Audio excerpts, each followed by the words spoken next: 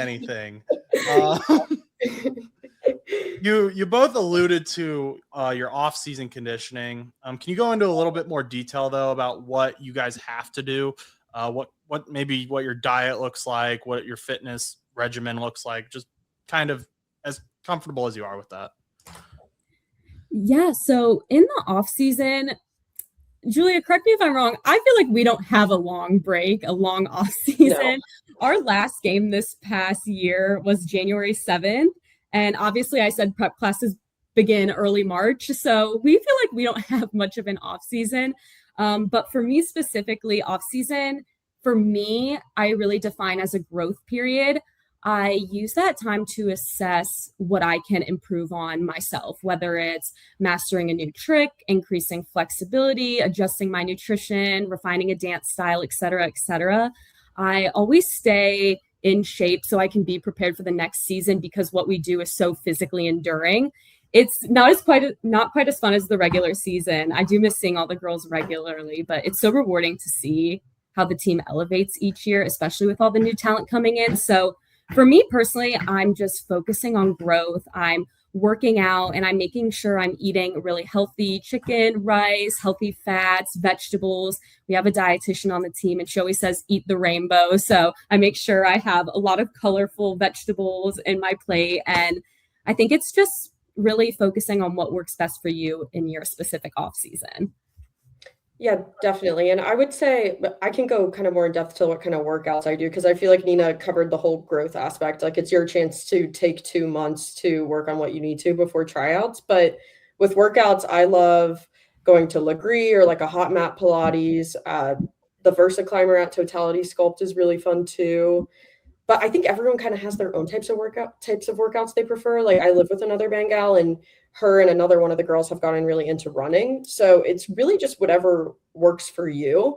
And then same thing with eating. I feel like in the off season, it's honestly just nice because we have more time to cook and like eat at home rather than having to like pick something up after practice or something like that. So I love cooking and I feel like it's just kind of whatever you want to eat and what works for you again. So like I love seafood. So yep. I like fish, chicken, rice, quinoa, smoothies, yogurt bowls. It's kind of everyone honestly has their own systems, I feel like, truly. Well, that's good that there's some variety to it as well. You guys can kind of talk about that and share tips. In that growth period, and it kind of sucks that the growth period is dependent on how well the team does. Like the better the team does, the shorter your growth period is. But right. Unfortunately, it ended in early January this year. But let's go for February next year. Yes. Are you guys watching film? Is that part of that growth? Like film of yourself dancing, I guess.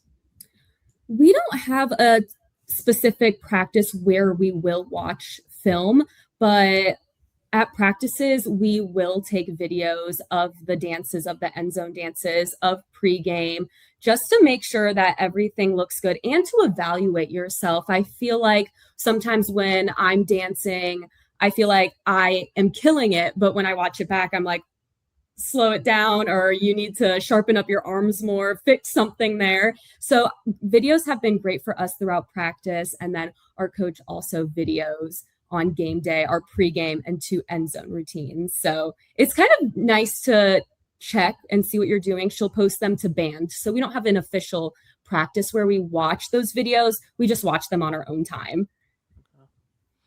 Do you guys hang out with the other? It sounds like you guys have a pretty good rapport with each other, the rest of the team. Is that correct? Pretty regular hangouts? Yeah, I would say so. Definitely. Okay. I assume that helps obviously with dancing. Like if you haven't met each other before week 1 and you all go out there to do a routine together, that's going to be a mess, right? Yes. Yeah. It brings us so much closer together, just what we're doing, because it's so physically intense. We're all in it together. So even throughout dancing, we feel like our lungs collapsing, but we're like, you got it, guys. We got it. So it's a great team. The girls are amazing. And I would say like our class too has built like a really strong bond. Like we all went and got dinner a week ago or so. So we try to pretty frequently when we all can find a day where we're actually available, hang out. Because that's always our problem. We'll be like, hey, who wants to hang out this weekend? And then it's like, oh, I'm out of town that weekend, and just trying to find where we all can. But we do some good team bonding outside of it too. That's really cool. That's good that you guys are able to do that with your schedules. How do girls adjust to, like, let's say, Nina, you came from Canton. And I know you said they don't have cheerleaders with the Browns, but let's say you were a Browns cheerleader for a year. If you were to come to the Bengals, is there a rivalry there, or how does that work when girls come from other teams? I feel like there would be a rivalry there with the Browns and the Bengals. So I'm happy the Bengals took me. That is so great. I appreciated being adopted by Cincinnati. If girls come from other teams, there's no rivalries. I have been on Pro Tour this past February with Pro Tour Productions and Armed Forces Entertainment, and I was with a Ravens cheerleader, and we were just sitting out in San Francisco getting dinner, and the bartender was like, "Are you guys supposed to hate each other?" Because we were in our team gear, and we're like, no, we don't hate each other.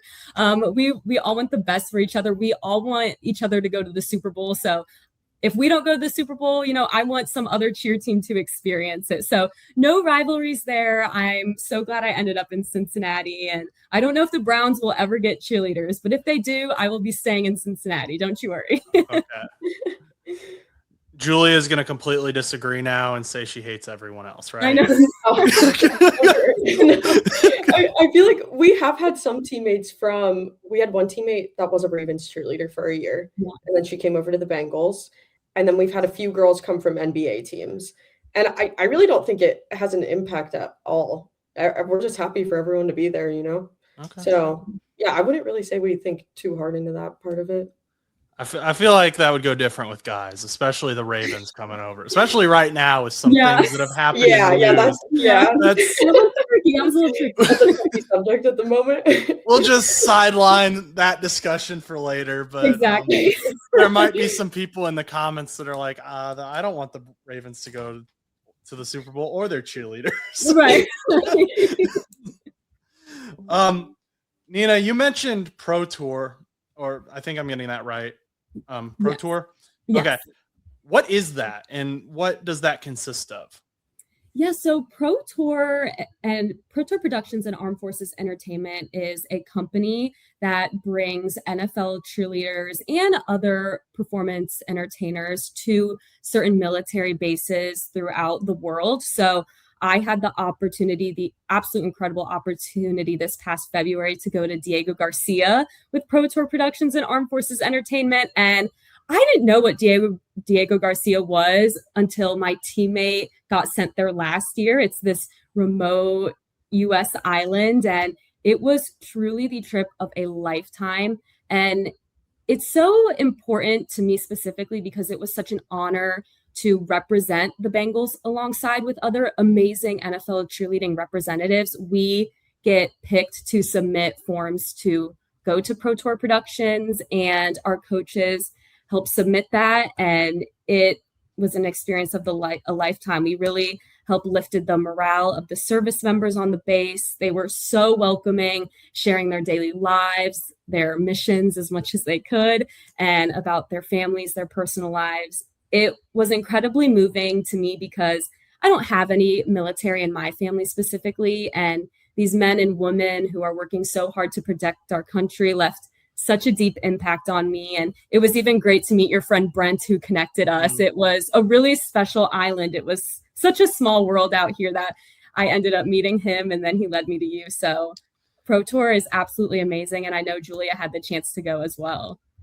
Yeah, so I went to Alaska last February. So me and Nina went on opposite years, but I feel like she covered really well what it is. So I'll kind of tell a story that touched me when I was there. When you're there, you get to do a lot of kids clinics. So we were teaching a clinic on one of the bases, and this little girl came up to me and she was like, "Oh my gosh, you've been my favorite cheerleader. Like, I'm from Northern Kentucky. We just moved here to Alaska."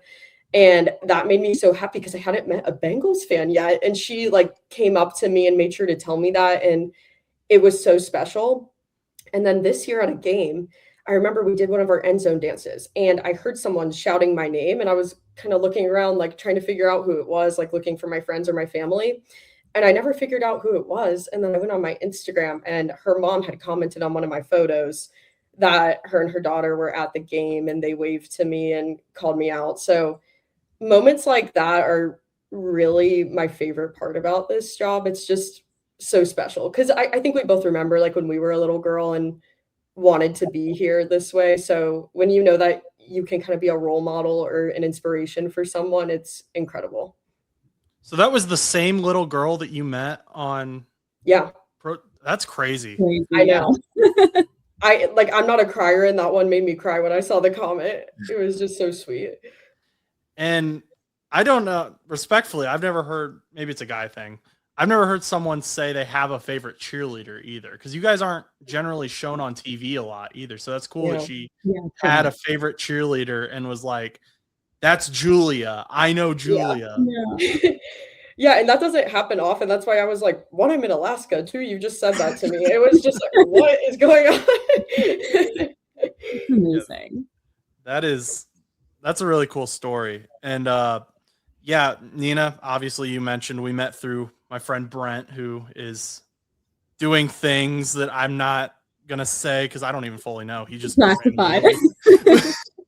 Every time we were there, we were like, what do you do? And they were like trying to dance around it because they can't quite say it. So classified. Yeah, he does that with me too. He'll text me and be like, I'm here. I can't tell you why though.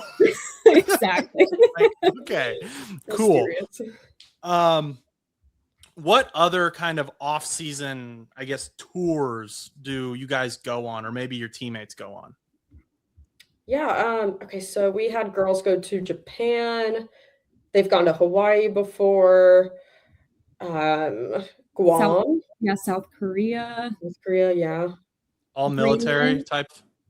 Yes. Okay. Is that pretty much what you guys do in the off season when you do those things, or is there other stuff you do? Is there like community work you do, Cincinnati, something like that? I did an appearance recently. It was for the Mardi Gras event, and it was a big fundraiser for homeless shelters for the homeless children living there. And that was like a big event in Northern Kentucky. And Joe Burrow's parents were there for the fundraiser. They were auctioning off some things. Yeah, it was really cool. It was a huge event. I've never been at it before. And I honestly I ran into a lot of people that I knew. So that was a really cool one. I also did an appearance at an elementary school, and that was called Just a Pair of Shoes. So Kettering Health donated money to this elementary school, and then Just a Pair of Shoes was able to bring all of those kids like a fresh pair of Nikes. And we were there when they were handing out all the sneakers. So that was really amazing too. I think the community events are seriously like my favorite.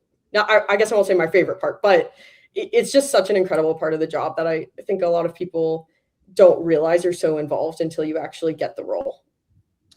Cool. Yeah. I don't think people realize how often you guys are out in the community either, unless I follow all the Bengals pages, so I see you guys all the time doing stuff. But I think the casual fan may not see that, may not recognize that. They're like, they show up on Sundays and they dance or they do whatever, and then they go home. But you guys are busy, very busy. Yeah. It keeps life exciting, though. And you're doing great things as well. So that's awesome that you're able to spend your time that way.